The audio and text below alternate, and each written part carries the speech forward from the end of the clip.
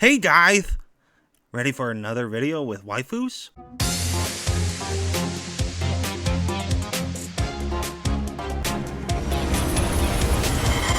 To guard and defend. Crush them! Well, that was equally cool and also awakened something that I wasn't expecting. Nah, I'm kidding. Today is devoted to one of my favorite game series of all time, the Mega Man Zero series. So, grab your saber and buster and strap in for Mega Man Zero.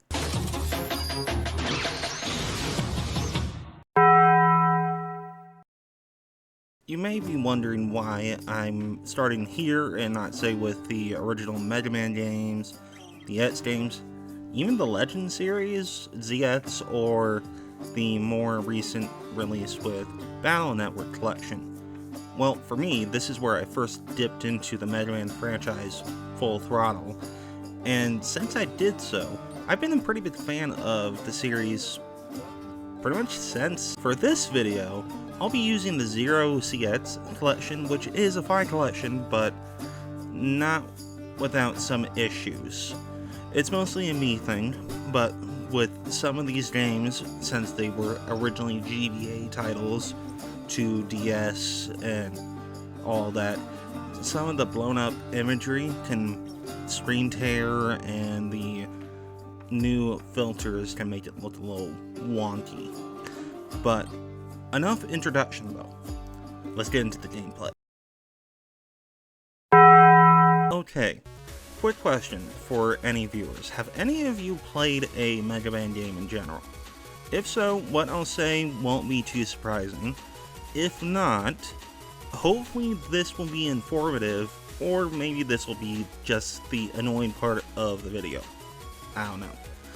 Like previous Mega Man games, you run, jump, and shoot to proceed through the various missions, and similar to the X games, you get upgrades varying from health and sub-tanks. Like previous X games, some of the upgrades from them become basic moves, such as the dash function, and you also get wall jumps like the original X games. Unlike previous titles though, Zero uses various weapons, with the staples usually being the Z-Saber and Buster across all the games, being the bread and butter of what Zero can do, and can also be charged for more damage. Unlike 3 and 4, 1 and 2 used a weapon leveling system, which the more you used the weapons, the more powerful or more usable they would become, such as faster charging, jumping slashes, stuff like that. These were removed following 3 and 4 because, honestly, these were interesting, but they were not fully fleshed out. They got better in 2, but not enough to really warrant being used over and over. The other weapons were the Triple Rod, which was in Zero 1, which follows various changes. With Zero 2, it becomes a grappling hook called the Chain Rod, and in Zero 3, it becomes the Recoil Rod. The Chain Rod allows Zero to grapple objects, to be a grappling hook, or to just swing on things, or even pull enemies in from a distance, and various objects. Recoil Rod functions similarly to the Chain Rod, but it actually lets Zero do more pushing maneuvers and do a super jump with charges, and apparently you can pogo stick with it to get to higher areas. With Zero 4, these were removed, including the shield boomerang, which let Zero the whole move similar to Captain America. Zero 4 takes away the shield and the rod, and instead replaces them with the Z-Knuckle, which in concept is actually really good because it lets Zero defeat enemies with his hands and take their weapons for himself, which can be pretty effective, especially with some of the enemies giving an axe, which is pretty much a full Z-Saber charge on demand. But because of how limited its usage is, it's not as versatile as it could have been. But if that wasn't enough, he gets element chips, which augment his attacks with the various elements of ice, fire, and electric, They serve more for boss weaknesses more than anything, and has some environment manipulation. Also, starting in Zero 2, Zero gets various forms, which changes some of the things he does, but not by much. This can vary from altering how his third slash of the Z-Saber works, more powerful busters, or even just erasing bullets in midair with the Z-Saber, or even doing rolling slashes. Not inherently bad, they weren't utilized to their full potential, at least in my opinion. In 3, most of these forms actually become chips to give a much more versatile playing ability, which makes it so that you can customize Zero to various playstyles, such as from being able to run faster to charging even faster his weapons than ever before. 2 and 3 also have EX skills similar to the special weapon moves he had in the X games, which you get after a boss is beaten with a rank A or higher, which the rank system barely does anything, so it doesn't matter very much. It does change the gameplay a little bit, such as from what I noticed, it gave bosses a more diverse palette of moves. I didn't notice it very much because a lot of the time, once you figured out a boss's weakness, you didn't really see all the moves. 4 also gives EX skills, but they have the various elements with them that make them a bit more useful, because in 4, element chips were nits and completely removed. 4 also uses a part development system, which is inferior 0-3 system, and they can be a bit confusing since you need a recipe for specific parts and it needs a lot of grinding, so it's not as great as it could have been, but it still works. Then there's also the main mechanic that spans pretty much the entire Zero series, the Cyber Elves. These single use, usually, Cyber Beams can give Zero many options from their use in all the games. These vary from making sub-tanks, to increasing Zero's health, to even doubling it, stopping him from falling to destructive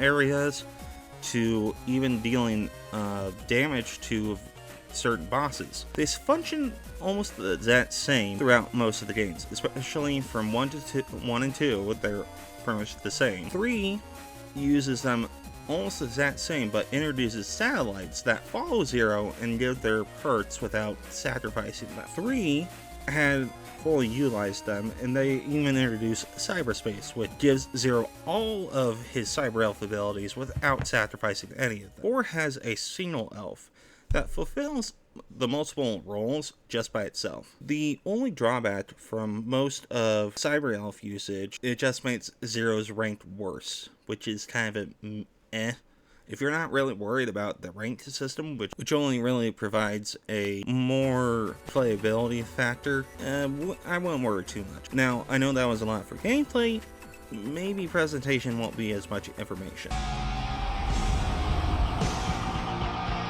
Presentation! For a series that's a few years old, Zero 1 came out in 2002. Wow, that was a long time ago. And the series originally released on the GBA. Even though they released that long ago and on such old hardware, these games still really hold up. The environments hold up, and with each preceding game, they just improve upon this. Developer Inti Creates did with most of their games. There are exceptions to almost every developer. The music is also good. The ones I really had stick with me were Theme of Zero Awakening in Zero 1,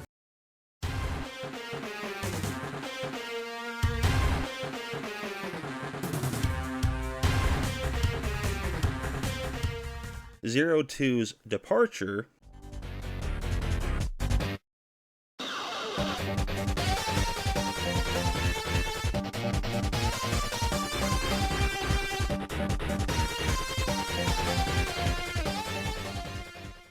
Three's Omega theme, and a little bit of the opening theme.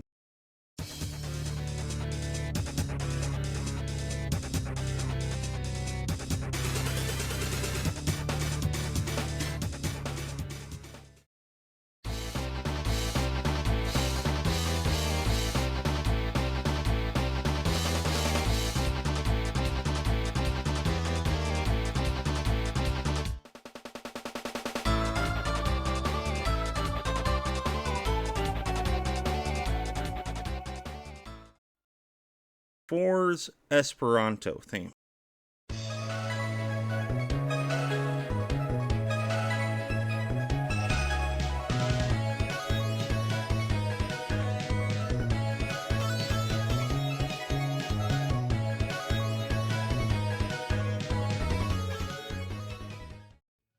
That's not to say the music is bad, it's actually really good. It's just that these particular tracks stuck out the most to me. If that wasn't enough, the sound and particle effects are still so good. Very crisp and crunchy with how they're utilized.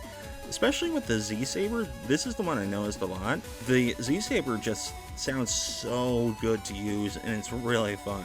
A detail that they added to these games is that whenever you use the Z-Saber to defeat a boss or various enemies, it will actually slice them in two. I gotta say, that's really cool. With that more or less all out of the way, let's get into the Zero game story. What's your name? What's it to you? Zero One is more of a setup for the entire series, with CL, a scientist with the Resistance, finding and reviving Zero to fight the Neo-Arcadians. Zero is shown to be an amnesiac and helps the Resistance to keep Reploids from being retired, due to an ongoing energy crisis that sparked most of these issues in the Zero games. If you're not very familiar with the series as a whole, especially since most of these concepts were introduced in ETS, Reploids are called replicant androids based on ETS's design architecture to help mankind. Every once in a while, they would go Maverick, which would affect the general populace, a Maverick being a Reploid or a similar robot, becoming a danger to humans. But since Zero was in stasis for what was approximately 100 years, a question pops up, which is, where is ETS? Due to circumstances of around a century ago, ETS has been about completely absent, leaving Neo-Arcadia without him as a leader. CL, which apparently at about the age of 6, then helped make the 4 Guardians based off of ETS and an ETS clone called Copy ETS to help with the crisis going on. But because of Copy ETS not being a perfect copy, or lacking a lot of the similar functions that the original ETS had, Copy ETS decided to retire many Reploids and instead becoming more of a tyrant ruler.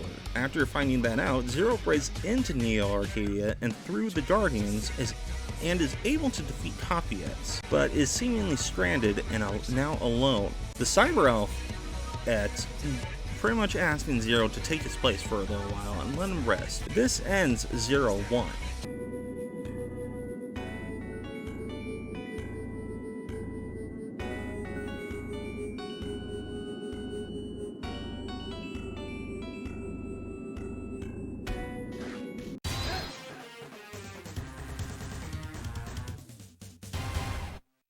Zero Two starts sometime later, around a year, and after a desert scuffle, Zero faints, and Harpuya, one of the Guardians, takes Zero to the safety of the Resistance base. Zero reunites with CL and a more prepared Resistance. Since their escape, CL has since stepped down from command and has let El Piso, a Reploid from Neo-Arcadia, command while she works on her new energy resource. El Piso eventually mounts a strike on Neo-Arcadia with Zero's help that utterly and completely fails, which instead of him really learning a valuable lesson from this, it leads him to take the baby elves that CL was studying to find and take the Dark Elf so he can have unlimited power.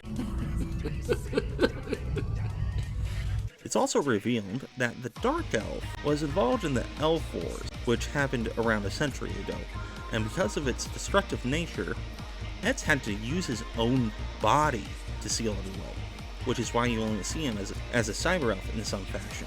El Piso eventually finds ETS's body, and where he has sealed the Dark Elf, destroys ETS's body, with Zero unable to do anything to stop him.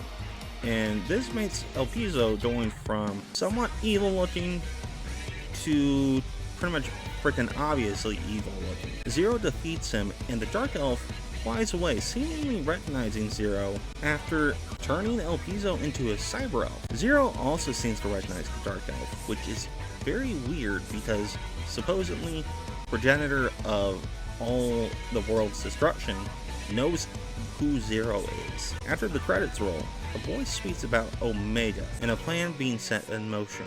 This ends Zero too. You can't leave now. It's pizza time. 3 starts about, well, I'm not going to give specifics, it's a few months later, with Zero and CL with some resistance fighters investigating a crashed object in the frozen tundra. It's revealed to be a prison, or something of the like, for the banished Reploid Omega. After a scuffle with Omega, Dr. Wheel, not Dr. Weil or Dr. Wily, he shows himself, a human banished from Neo Arcadia with Omega for their various crimes. He's also brought back Copyets and begins to search for the Dark Elf with Copyets itself, and Zero racing to secure it first. Through his search, Zero even finds the baby elves, but not before Dr. Wheel takes them just before Zero can do anything about it. Eventually, Wheel and his various cohorts are able to find where the Dark Elf is, but instead of just the usual send in a team and searching the area, Wheel and Copyets decide to nuke the area and have Omega get the Dark Elf. This area is actually fully inhabited by a lot of humans. Zero does try to stop the missile, but it's too late thanks to Baby Elf stopping him before he could get to Omega. Omega is able to get the Dark Elf. After escaping with an injured Harpooya, CL is contacted by Copyets. After failed negotiations, I wonder why that could be. Zero then takes on multiple fronts of enemies and eventually takes down Copyets again. Copyets is destroyed with a Wheel trap, and Wheel has disappeared yet again, but not before he takes full command of Neo Arcadia. Zero tracks down Wheel while also learning it was he that cursed the Mother Elf to become the Dark Elf, and that the Elf Wars nearly wiped out everyone and everything in the past. From the texts that they find, about 60% of humans were destroyed and 90% of Reploids. But while Zero and co were running around trying to find out where Wheel was, Wheel successfully used the Dark Elf enhanced Omega to take over all Reploids, with Etz barely able to suppress the presence of the Dark Elf at the base, and Zero heads off to confront Wheel and Omega. Zero eventually makes his way through to where they are and destroys the baby elves and defeats the enhanced Omega, not just once, but twice, with him become gigantic. But when Zero believes, and you believe, that you finally won, Wheel reveals that Omega is actually using Zero's original body. Zero, and with help from the Guardians that pop up, they defeat Omega. Wheel is still ruling Neo Arcadia, which does still pose a problem. Etz and the now uncursed Mother Elf both leave the area, with Zero watching on, remarking that he's just him. Now, you may have noticed that 3 wrapped up a lot of things, while also not wrapping up everything. From what I could find out, 3 was supposed to be the last Zero game, but because of a lot of fan questions about what happened and where was Wheel and what was he doing, the team that created the Zero games decided to make Zero 4. Let's get into it. Let's give him a little taste of the good shit!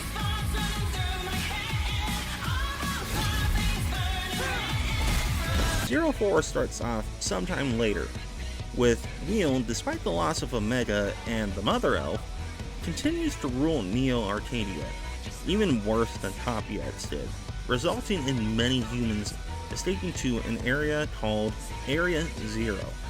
This is revealed to be where the space colony Eurasia crashed. It's callback to the Etz games. Since the events that had it crash, the area has been recovering and a settlement has been established in it. Wheel sends his Einhajar, or the 8 Warriors, led by a Reploid called Kraft, who protected humans, to begin an operation called Ragnarok and destroy Area Zero, which has become something of a symbol of hope for the various humans. After Zero stops some of Wheel's 8 Warriors, Kraft kidnaps Neige, the leader of the Zero residents, which leads to Zero having to break her out and leaving Kraft with doubts of what he's doing exactly.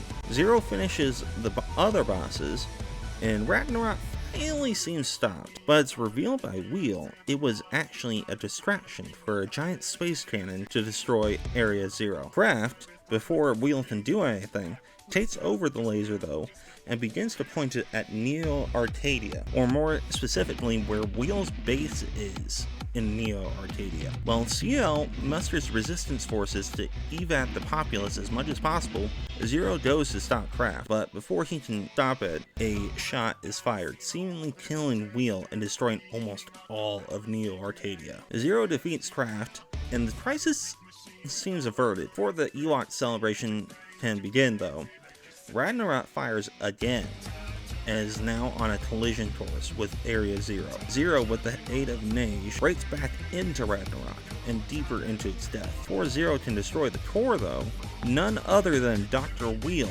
reveals that he's still alive, and reveals that his brain was transferred to a robotic body that regenerates as punishment to go with his banishment from a century ago. Zero defeats him, but the station still descends, and Wheel still is alive. In a moment without any hesitation, Zero decides to sacrifice himself and pretty much become a maverick to save humanity. And with that, he destroys Wheel, and the core's explosion makes Ragnarok destroyed and leaves Area Zero safe. All humans and Reploids reel at Zero's sacrifice though. CL believes Zero will return someday. Because of his sacrifice, a brighter future seems to be ahead for about 200 years. Thus ends Zero 4 in the Zero series. Oh boy. This series still holds up so many years later. This may be nostalgia talking. These games are still really good. The Zero series was where I really got into the Mega Man series. More specifically, Zero 2 was the first one I ever played. Yeah, it was very confusing with the story. I'm glad I did. These games are something I still love. And with the re-release of the collection, I got to enjoy them all over again. The collection also uses new features like save point assist. I found the most mileage with Zero 1. Zero 1 suffers the first game syndrome, where it can be very erratic with its difficulty. Specifically copycats. When I was recording for this video, I thought copycats wouldn't be that difficult, because when I played the game before recording, I got through him with almost no problem. When I was recording for this video, it took me nearly 2 hours. I gotta say, that nearly broke me. The collection also introduces the easy scenario again from the DS collection, which lets players play all the games at once back to back on an easier difficulty. It's fine, it's just more options. Then there's the Z Chaser mode, exclusive to the ZX Zero collection. From what I could tell, it's a competitive boss rush. All of these are good additions. This collection is also on just about everything. It's a very solid collection. But is this the best way to play? Yes and no. These were originally GBA to DS games. Because of that, it may bug people with how they play on bigger screens, because they look really great on such systems like the Steam Deck, but when you play on a big TV or a bigger screen on your computer, it makes them look a little weird. I didn't notice it too much, but like I said earlier, it did make them have some screen tearing every once in a while. And then there was the filters. I didn't use any filters, but outside of emulating these games, this is still a very solid collection. So should you, the viewer, buy this collection? Sure, go ahead. The collection is still great, and if you're new to this franchise as a whole, the Zero series is a great jumping on point. And if you like these games, the other series are just as readily available, except for the Legend series, which that series needs to be re-released so badly. Even Battle Network has just recently gotten a collection, which I haven't played yet, but that's still exciting. Legends needs a little more love too. But with that, hey, Zero, it's time.